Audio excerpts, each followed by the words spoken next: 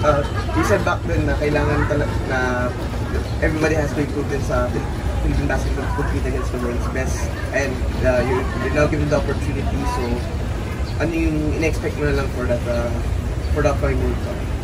My expectations? Yeah. My expectations for this coming World Cup, yun, to fight against the strong teams, to compete with them, to keep it close and give them a good fight naman para we can show na hindi lang kami pang Asia, pang world din kami.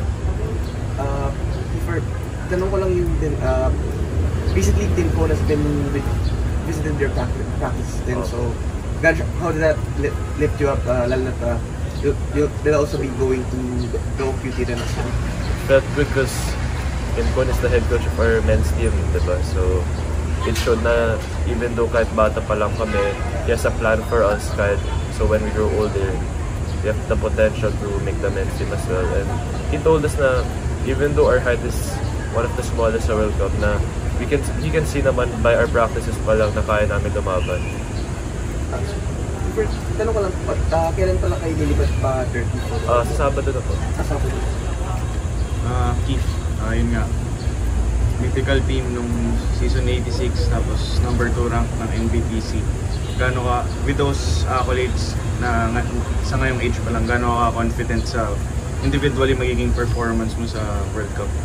Actually, it's honestly, that's a factor of course, pero that's local competition. Ito worlds na yun. So I'm just gonna use it as a confidence booster na if kaya ko dito sa local, edi I can help also again in the world stage as well.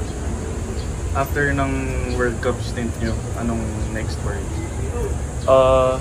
After the World Cup, I'll be committing this season to Lasal Isabela, then let's see for my senior season of our Albo next.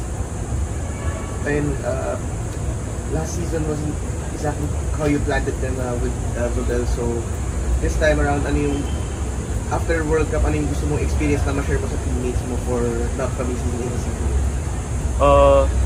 I'll just share with them na yun, nakalaban ko yung mga NBA players, diba? So if imagine kung nakakompete yung team namin doon, imagine sa UAAP, we can reach the Final Four and hopefully win the championship.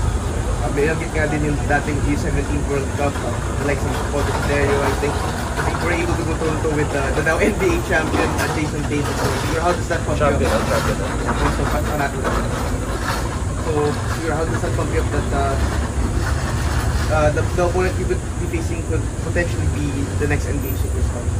Honestly, our team is not on our mind. Yes, that's a bonus na we can go against famous players in the future, pero that's not what we're thinking about right now. We just want to compete against the best of the best.